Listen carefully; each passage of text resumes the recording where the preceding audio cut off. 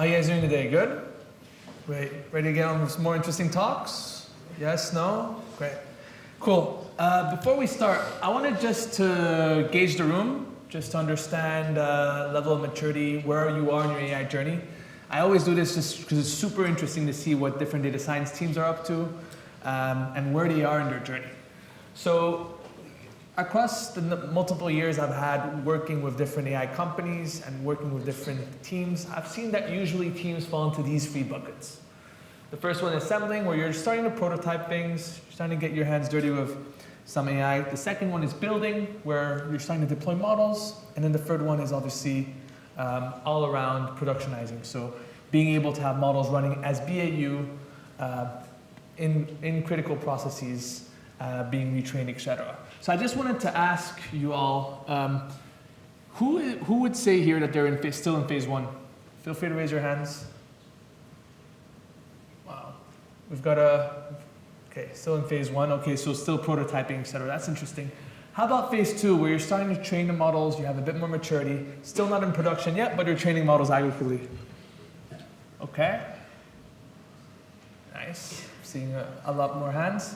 And then the last one, in phase three, who would say that they have fully fledged models in production as key business processes, generating value for the business? Who would say that they're in phase three?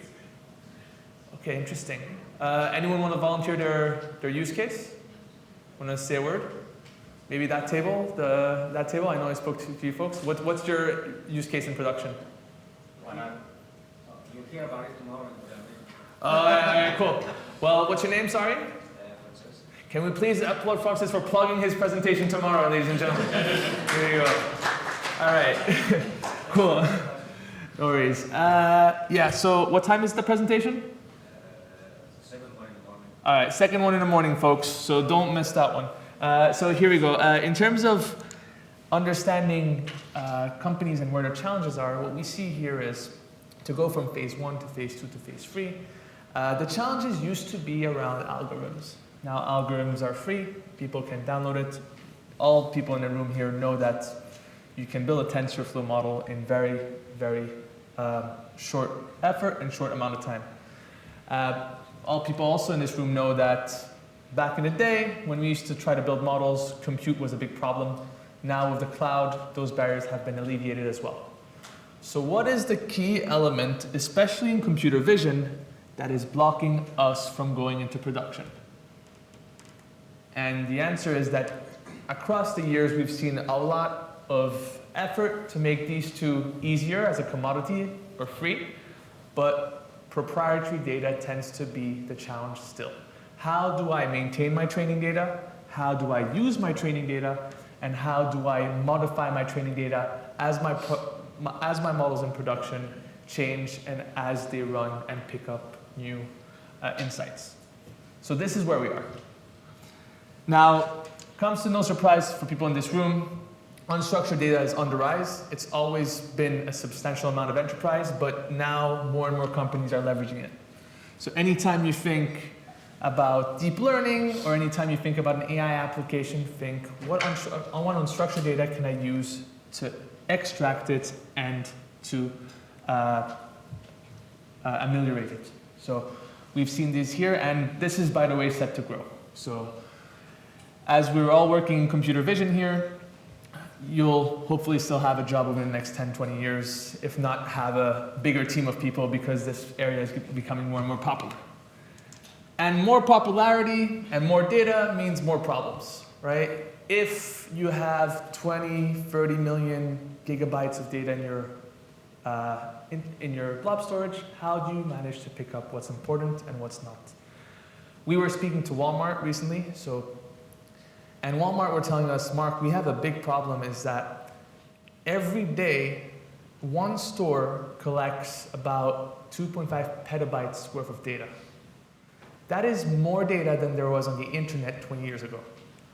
So when you think about that type of problem that Walmart has with all this video footage and all this data they're collecting, think of it as every enterprise will soon have an infinite data problem, which means that they'll be swimming in data and just being able to understand what 5% is important for what use case will save data science teams a ton of time and will bring the time to market to be much shorter. So this is just something that I've experienced as a data scientist myself, where it's very hard to curate the right data sets, and I still hadn't had half the amount of data as is available now through different means, cameras, hardware, sensors, etc. So prototypes are very easy to build. Going into production, where you're leveraging those models, where those models are being retrained, and where those models are, again, part of business key processes is where it's really, really beneficial, but it's also where there's a lot of barriers. And we've found a new way of thinking about this, and the new way of thinking about this is by introducing what we call the data engine. The data engine is showing that back across the last 20 years, we've seen that people were iterating and tuning their models and spending a lot of resources into that. So, tuning your models, different variables, etc., iterating on your model could get you to a better accuracy, but we see another element to this, and it's all around iterating on your data. So moving from a model-centric approach to development to a data-centric approach, where the data iterations and trying to modify what your model is training on will ultimately improve its accuracy faster than the model-centric approach. And we've had this proven by this person here, François Chollet, who's the creator of Keras. So Keras, which is a tool most of you have used here, computer vision tool, deep learning tool, and he says it himself that, I've built this great package that allows data scientists to build these advanced models, but the idea is that there's still most of the time spent on building the training data sets that are required. And that part here is really what is pushing the move from model-centric to data-centric. Another element here is about Tesla, Elon Musk. I know you've heard a ton about Elon Musk in the last few days for a number of wild reasons, but back in the day when he was not going rogue, him and Tesla essentially built this idea of data engines, which means that if you can be able to have a human understand and the right tools to understand your models, then iterating on your data and spending your resources there will ultimately get you to market faster. Hence how they've built their smart factories around defect detection, etc. So really what we want to introduce is this idea that strong data engines will come up to strong models. The idea is that when you're building your training data set, you are labeling it, you are then training your model, identifying where your model is getting things right and wrong, and then querying your model so that your model is what is going to guide you to understand what to label next. And the benefits here is that when you have a data-centric approach, you will spend time labeling only what's important, and you will have less iterations on your model to be done. And the idea as well is that you label less over time, but you label more often. Therefore, you're understanding performance of your model and finding the right data to help your model. If your model is great at detecting dogs and bad at detecting cats, you're going to feed it more data around cats. And you need the right tools in play to understand what your model is doing good and what your model is doing bad at. And we have a few components that we've seen worked in the market. The first one is having a structure on top of your cloud to be able to do visual search, to be able to query your data the same way you would query an SQL. That is something really, really important. To be able to democratize the way we use data, to be able to write a query or even just search the same way you would SQL on computer vision data, to be able to make that data self-serve for any use case, any model within your business, can be something really, really powerful. Obviously, with that data, you can't train your model. You need to annotate it first. And the idea here is to really bring in, annotation tools that can have a few versatile applications from anything from bounding boxes to classifications, etc. The idea is that you want to be able to annotate your data in the most precise way. leverage external annotators or internal annotators, however you wish, customize teams, configure how you annotate, and configure whether you want to leverage a model to annotate with you or not. So this element here is quite key because it's where you've chosen your data, you've now preparing your data for training, and then you move on to running and actually building your model. Once you've built your model, this is where we start tracking and trying to understand what is it working well on and what it's working badly on. You can see in here in the example, you have a view based on a particular sentiment or a particular class, where you're essentially trying to understand what data does my model need more of. The idea is that you don't need to flush a ton of data. More data doesn't necessarily mean it's better. You need to identify the edge cases, prioritize those edge cases in your labeling, in your preparation, because those edge cases is what will make the biggest difference if they are the weakest class identified here. And then finally, who does the work, right? There's a lot of services out there that offer labeling, where you flush your data in and the data comes back out labeled. Having a platform allows you to configure that and keep track of that, but also to be plugged into what we believe is the right data engine. Data engine here, again, illustrating all three components that we see provide value in a way that you can select the right data, prepare it, and then identify more data that is relevant based on model performance. And our tool is called Labelbox, but it kind of sits within the whole ML ecosystem here. We've been used by, in conjunction and in partnership with all the vendors on top here. We have an API that allows you to do everything programmatically. So fetch your data, again, the same way you would SQL. Configure projects, identify errors in your model, and we plug in nicely with all the tools above and more. Google and Databricks are obviously investors in us, so therefore we have strong partnerships with them. Really, the idea is that we would fit into any tech stack and be able to be used in any circumstance.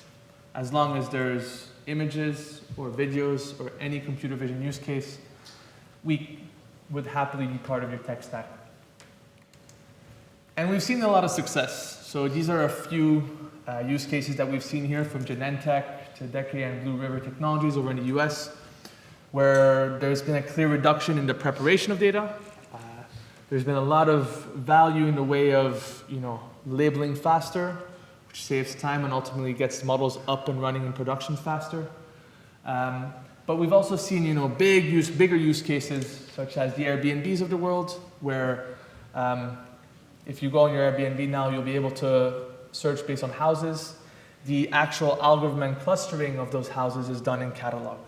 The actual metadata and weak supervision models are trained using Labelbox. So this is a use case that I invite you to experience for yourselves next time you go on holiday or when you have time. But this is actually what they've managed to build. They've managed to essentially categorize and classify about 6 million listings, so 6 million images of houses, living rooms, etc., into similar clusters, etc., and organize these to offer users a more streamlined experience and obviously better path to transaction and path to booking. Another one here is Adobe. So Adobe are the creators of PDF. We also have a PDF editor that allows us to do computer vision and extract text from it. Adobe using us for PDF to extract from their own tool is kind of like a humble brag, something that we're very happy about, in a way that we were basically able to take PDFs, extract the text from them, extract elements of logos, attachments, anything like that, and bring that in, analyze that through document processing, etc. There's a lot of really, really cool use cases we've seen there as well.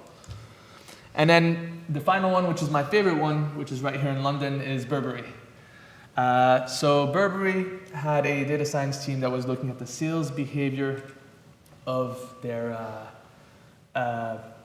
bags, of their scarves, of their trench coats. And the idea was that how could they tap into new data sources in order to be able to do more analysis on those. And one of the data sources they saw was around their marketing campaigns and around social media and around elements and attributes they can extract from images. So if someone is wearing a Burberry scarf, what is their consumer moment? Are they wearing it to go out with friends? Are they wearing it to go to a wedding, etc.? Are they wearing it outside, inside, urban area, rural area? Is the person wearing it the man, woman? What are the demographics? And what this is doing is this is informing the marketing strategy for Burberry. So the idea is that you can extract those attributes and align them to your sales behavior data set, and therefore your data set will have a ton more variables to look at and to extract insight from. Another element here is in user reviews, where you can essentially analyze and understand what's happening within the NLP side of things, where you're able to extract information from text, and that can come in as well and complement this. But the idea here is I can analyze images that work well on social media, understand which ones work well, which ones don't, in order to then inform the business on the right content, the winning content, because I have been able to measure it.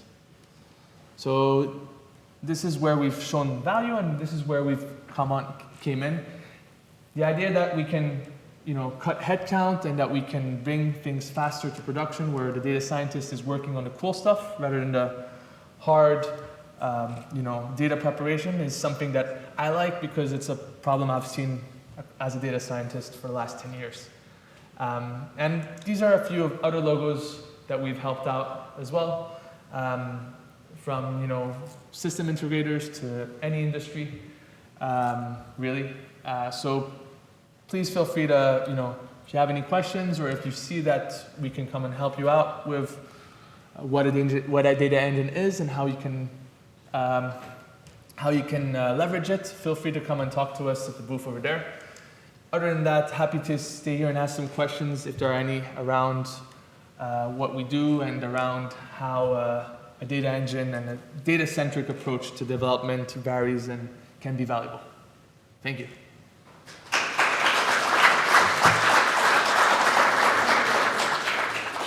So, any questions?